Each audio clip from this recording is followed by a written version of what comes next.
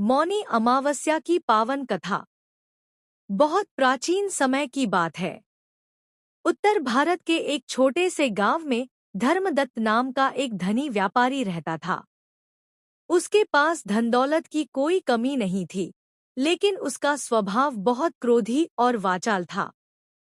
वह दिन भर कठोर शब्द बोलता, दूसरों का अपमान करता और किसी की बात ध्यान से नहीं सुनता था। उसी गांव में एक साधु आए, जिन्होंने गांव वालों को मौनी अमावस्या के महत्व के बारे में बताया। उन्होंने कहा, इस दिन मौन रहकर गंगा स्नान, दान और भगवान विष्णु का स्मरण करने से मनुष्य के पाप नष्ट होते हैं और आत्मा शुद्ध होती है।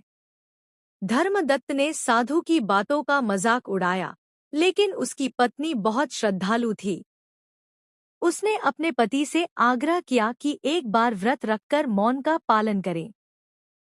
अगले दिन मौनी अमावस्या थी। पत्नी के कहने पर धर्मदत्त ने अनमने मन से मौन व्रत रखा। वह गंगा तट पर गया, स्नान किया और पूरे दिन बिना बोले बैठा रहा।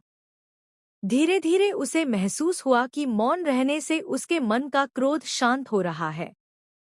जिन बातों पर वह पहले झगड़ पड़ता था, आज उन पर वह मुस्कुरा कर रह गया। शाम तक उसका मन अत्यंत शांत और प्रसन्न हो गया। रात में उसने स्वप्न में भगवान विष्णु के दर्शन किए। भगवान ने कहा, मौन ही सबसे बड़ा तप है। जो अपने वचनों पर नियंत्रण रख लेता है, वही सच्चा धर्म समझ पाता है। अगले दिन से धर्मदत्त का जीवन बदल गया। वह मधुर वाणी बोलने लगा, दान पुण्य करने लगा और सभी का सम्मान करने लगा। उसका व्यापार भी पहले से अधिक फलने फूलने लगा और घर में सुख शांति बनी रही।